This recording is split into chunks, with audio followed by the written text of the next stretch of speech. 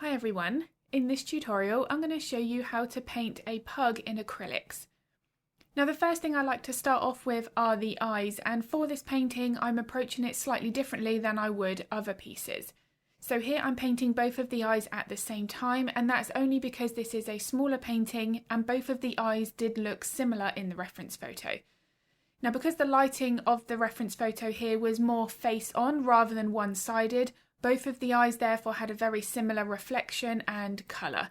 So for this situation, I don't mind painting both of the eyes at the same time. Now the main aim for this painting was to show how to capture a high level of realism when working on a smaller scale. This painting is only a 5 by 7 inch, so it is very small for the entire face. But that being said, as long as the right brush technique are used, contrast is captured well, and that we are focusing on building up those layers correctly, there is still a lot of detail that can be added here. Now this, as I say, really was my main focus, but in order to capture a high level of realism, especially when working on a smaller scale, the way that the paint is applied and making the most of the highlights and shadows and the contrast is really important. Now with any painting that I create, the contrast is always one of my main focuses, and here you can see that at that very initial stage I'm just simply blocking in where those main highlights and shadows are. Now during this blocking in stage here, you can see that I'm really focusing on some of those blending techniques. Now the reason I like to get this first layer with those smooth transitions from the light to the dark is because I feel that this makes a big difference for when the details are added. If there's a lot of start and stop points at this base layer stage, I find then that the details also start to look a little bit choppy and they don't have that softness that I like to capture. So here, one of my main priorities, as well as that contrast and building up my values, is always getting something here that looks well blended. Now regardless of the subject that I'm painting, this is always going to be one of my main stages before I even consider any kind of detail. And again, at this second layer, I'm just coming back in again and reinforcing more of my contrast, making areas a little bit darker and also increasing some of my highlights. Now that being said, one of my biggest tips at this stage is to not make those lighter values too bright. We still need to be able to build up our layers gradually and have those highlights increased in stages. So if those base layers are too bright, those highlights won't show up. The values have nowhere to go. So it's really important here to make sure that we're working with a little bit more of those darker values so that we are able to then build up more of those lighter layers gradually. Now quite often when working with that layering process, it might be tempting to think, oh it's okay, I can fix that layer later on. But I do find the base layer stage here has such an impact with how these additional detailed layers look. So it's something that I really want to make sure I get right before I move on to this next stage. Now at this stage, this is where I'm starting to hint at some of that fur texture. Now I'm focusing on three main things here. This is the fur length, fur thickness and fur direction. Now regardless of the brushes that I'm using, the way that we're holding the brush and moving the brush, how much pressure we're applying to the brush is going to give us a range of brush strokes. Now because of that, and there are a few factors there that can affect how those brushes work, this is something that I do cover thoroughly in all of my real-time step-by-step lessons. If this pug tutorial or any of my other in-depth tutorials are of interest, then I will link all of the information to those in the description below. Now as I'm continuing here, you can see that I do prefer working with my smaller brushes. This is something where, especially on a smaller scale, I find that we have a little bit more control with where that brush is going, how we're able to then create those finer details and so on. Now with these smaller brushes on a smaller scale, I'm able to be a bit more precise with exactly where those highlights and shadows should fall. Now this is a big consideration when aiming for a high level of realism. Just like the fur direction, the highlights and shadows are not random in where they're placed. So for example here across the top of the eye, this highlight is helping to exaggerate the top of the eye socket. It's helping to also contribute to the expression, the way that the skin creates those folds on the top of the head. All of this is made more realistic by where the highlights and shadows are placed. So again, this is something that I do like to focus on right from the beginning, which is why I like to get my base layer as accurate as I can regarding those lights and darks. Now regarding the fur direction, as I say, just like the placement of the lights and darks, I want to be making sure that I've got the curve of my brush strokes right and that the fur is following the right direction. Now painting pugs, boxers or bulldogs, breeds like this that have that shorter nose, it's really important here to exaggerate that fur direction between the eyes in order to create that appearance of those folds and wrinkles. And you'll see here that I am usually working in a little bit more of a smaller area, just focusing on one section of detail at a time. But with this painting, I am working generally in a little bit more of a larger area, like here with this glaze, where I'm just using this to soften some of the sections of fur and adjust the colour a little bit. That's more of that generalised larger area. Now I've got lots of other videos here on YouTube with larger paintings where I do focus in some cases just 1 square inch at a time. But for these smaller paintings, usually I like to get a little bit more of that area mapped in because then it's a bit easier to visualise that in the reference photo. But I can't stress enough, this is just because this is on a smaller scale. Now when I start working on the ears, this is where more of the contrast becomes apparent because this is one of the darker sections of fur. Now making sure that I've got that sharp contrast between the lights and the darks is going to add so much more realism than worrying about all of the individual hairs. Now again, this is something that I do focus this real-time tutorial on because we can have thousands of individual brush strokes. We can capture all of that correctly. But if the contrast and the values aren't right, those details are going to look very flat.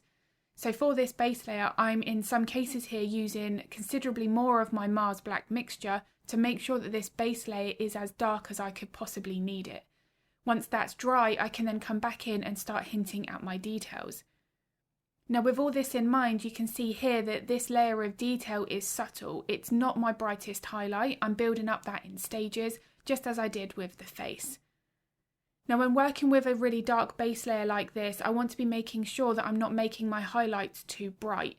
I want to be looking at that reference photo as the entire image at times and thinking, okay, how bright are these highlights on the sections of the ears, for example, compared to the highlights of the face?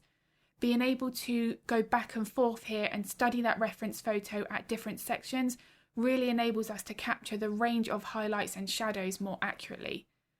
Now the reason I feel this is important is because if we do like to work in small areas, like one ear at a time, for example, we can get very fixated on the highlights that we're creating at that time, and it's very easy to then go too bright.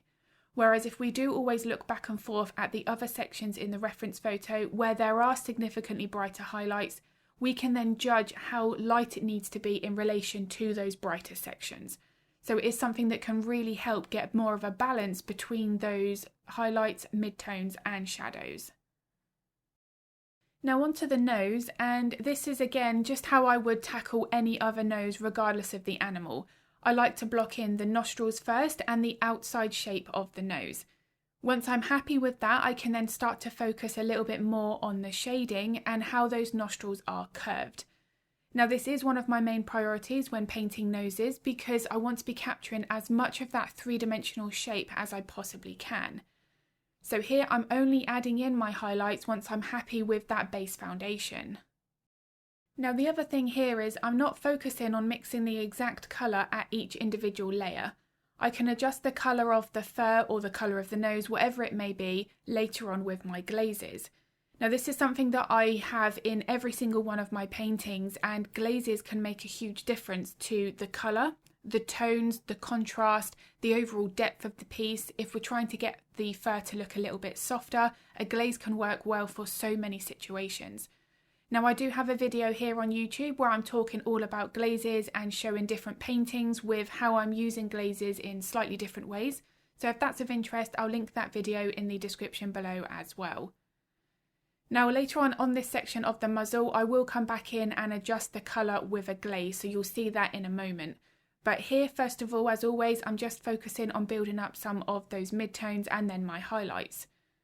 Now I need to come in here and make my base layer a little bit more refined, so I'm coming back in and lightening some of the sections before I start adding in my detail.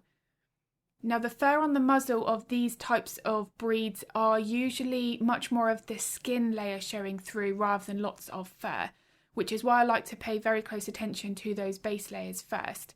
If I notice any areas of the skin showing, I want to paint those first and then add the hairs on top. Now this area here, I'm just going to then demonstrate a glaze. So I need to have all of this layer 2 be completely dry first, and then I'm adding in a little bit more of that purple tint. Now it's very subtle and it was visible in the reference photo. I did tone mine down a little bit in my painting, but as you can see there, working with glazes can really make that painting process so much easier. With glazes, we don't have to focus on mixing the exact colour for each individual layer, which can complicate and make that painting process a little bit more stressful. So my preference is to always break that up into 2 individual stages. First of all, focusing on the values and the contrast, and then we can adjust the colour separately. Now I have also spoken about the importance of fur direction, but here my details are nice and thin, and that's because I'm really focusing as well on how much pressure to apply to the brush and how much paint I need on the brush as well. These 2 factors can make a big difference to how thin or thick those details need to be. Now again, this is something that I really do focus my real-time tutorials on, because this can make a real difference to the sorts of details that we need to paint for a wide range of different fur types. Now as I come in and block in my base layer here, this image that I was working from was cropped quite close to the lower part of the neck, so there wasn't too much that I needed to paint here. Now I do find that sometimes when that's the case, this section of a painting can potentially get more rushed. Whether or not it's because it's smaller, we feel maybe it's not quite as important as the face, but it's something that can really bring down the entire painting. So I like to make sure that no matter what size this lower section of the portrait is, that I'm always giving it the right amount of time for each individual layer. I'm still looking to build up my layers gradually, focusing on my values and contrast, the fur direction, fur length and thickness. All of those factors here are still really important. Now it's also tempting at this stage to add the whiskers, but because the whiskers are sitting in front of everything else, it's much easier to leave those for the last layer. Now adding the whiskers too soon and then having to paint around them can really complicate that painting process, so it is something that I always prefer to do and leave them right till that very last layer. Now one last thing that I just want to mention here is the darker sections around the eyes, the ears, the muzzle for example. They look a little bit more dull in my painting at the moment compared to the photo of the finished painting in the corner. Now this is because a varnish hasn't yet been applied. I prefer to use a gloss varnish, and once that's on the painting, it makes those paints look like they did when they were wet. So it's going to have that beautiful sharp contrast, those colours are going to be more vibrant, and it can just make a massive difference to the painting.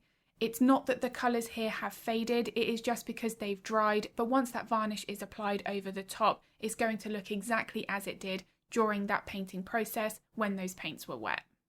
So I do hope that this video has been useful. If it was, I'd be very grateful if you could give it a like and a thumbs up. It makes a huge difference to my channel. I also upload a couple of videos to YouTube every week, so if you would like to get notified of that content, then don't forget to hit the subscribe and the bell button. If you would like to paint along to the real-time tutorial of this pug or any of my other step-by-step lessons, then I will link all of the information to that in the description below. If you do have any art-related questions, feel free to pop them in the comments because I'm more than happy to help if I can. And I'm going to be uploading another video at the end of the week, but as always, thank you so much for watching.